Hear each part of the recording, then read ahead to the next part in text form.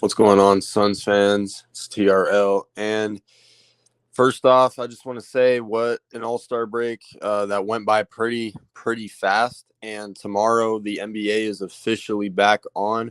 The Suns do not play tomorrow. They actually play on Friday against OKC. And we recently found out that Kevin Durant is not going to be playing on Friday, or at least most likely he's not.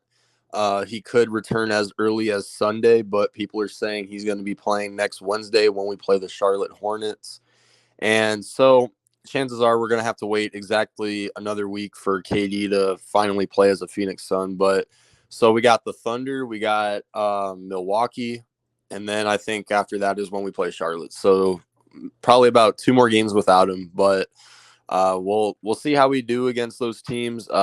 Two really good teams without KD. But real quick, since playoffs are right around the corner, and since the Suns are big championship favorites right now, just like every other year. But let's all right. So I just want to give my thoughts and get your guys' thoughts on who you guys think the toughest opponent is in the Western Conference for the Phoenix Suns come playoff time. So the Suns are currently fifth seed right now. They're 4 games over 500. They're 9 games behind first place. And with KD coming back, it seems like they could make maybe a little push to get to maybe the third or second seed, maybe before the playoffs. Now they have 22 games after the All-Star break coming up. They got 22 more games until the playoffs. Chances are we're at least going to get above. I think we can maybe get to third at least. But like I said, with KD being added to the team, we'll see how quickly the chemistry gets going with him on the team. But I guess I'll just start off from top to bottom, I guess, on who I think how tough the opponent could be for us in the playoffs. Now, let's start off with Denver. Now, the thing is, I feel like they're sort of like Phoenix was last year. They're a good team in the regular season, but come playoff time, and this is just my opinion. This is what I think is going to happen, by the way. I'm not saying, because we don't know what this team's going to do. They are first seeder right now, but I just feel like they're going to be the Phoenix Suns from last year, which, I'm not saying they're going to win 64 games like we did because chances are they're not going to do that. But just Jokic can't do it by himself. Jamal Murray, he's going to do his part. Michael Porter Jr., has he really done much in the playoffs lately? I mean, like, the thing with the Nuggets is, like, they made some pretty decent moves. I mean, they got Reggie Jackson on the bench, but they traded away Bones Highland for basically nothing. So my thing is, they trade away a huge bench piece, and I think he was their sixth man. So they traded away him. Nikola Jokic is having another really good season. I think he's averaging a triple double right now. So for this team, I feel like they'd be a tough opponent for us, but I don't think they would be as much of a tough opponent as the other teams I have in mind. So Denver, I feel like maybe we have a better chance to beat them than honestly a couple other teams that I'm about to get to.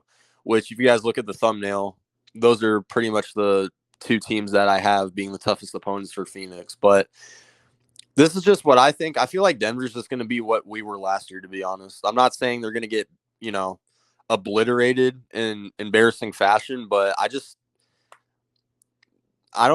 can't really give a good reason on why the Nuggets would really get past the conference finals, but that's just what I think. Now, I feel like that. No, don't get me wrong. They're a great team. They're first in the West, but everybody knows that regular season doesn't matter. So we'll see what they do in the playoffs.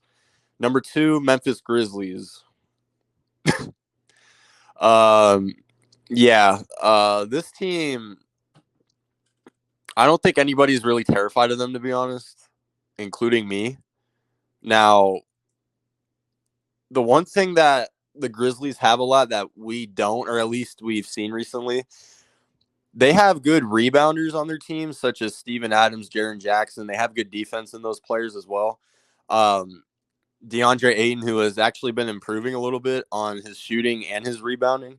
So, like I said, this is another team where, like, they can honestly finish second seed for all we know, and then come playoff time, they run into yeah, maybe Dallas or something like that, assuming they get past the first round. But I mean, like Memphis, you're not finding the West. I'm sorry, you're just not. I mean, like, I'm just saying, like the first two teams, I feel like they're good teams, but I just don't feel like they're ready for a championship yet. Like, or at least they're not ready to. Now I get it. We haven't seen KD play on the Suns yet, but I mean, just I know paper doesn't really mean anything that much, or at least that's what I think. But if we just if what we think is actually going to happen, which is KD comes, he balls out, uh, him and Booker and Ayton and CP3 work out pretty well. I don't feel like Memphis is really a good match I just don't feel like they'd be close enough of a tough opponent for us in the playoffs. But anything can happen. We'll see what happens with them. I mean, we see what happens to them a majority of the time, but that's just what I think. Moving on. So, third seed Sacramento. This team completely shocked me this year. I mean, like,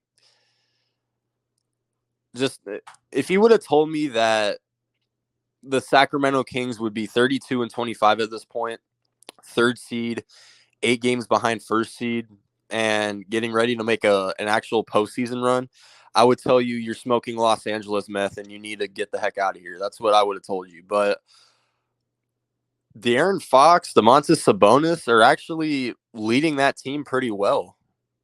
Harrison Barnes is a good impact on that team. So I mean they're doing their job. So I'll give them credit, but we don't know what they're going to do in the playoffs. And this is a team that I'm not going to sleep on, just because of the season that they are having.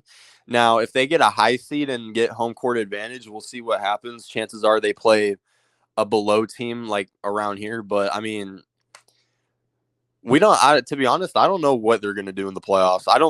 I think we would beat them if we somehow ran into them. But I mean, they're having a really surprising year. So, I'll give I'll give Sacramento the credit that they deserve, and we'll see what they do in the playoffs. But as far as if we were to play them, I feel like we could beat them in 6, maybe.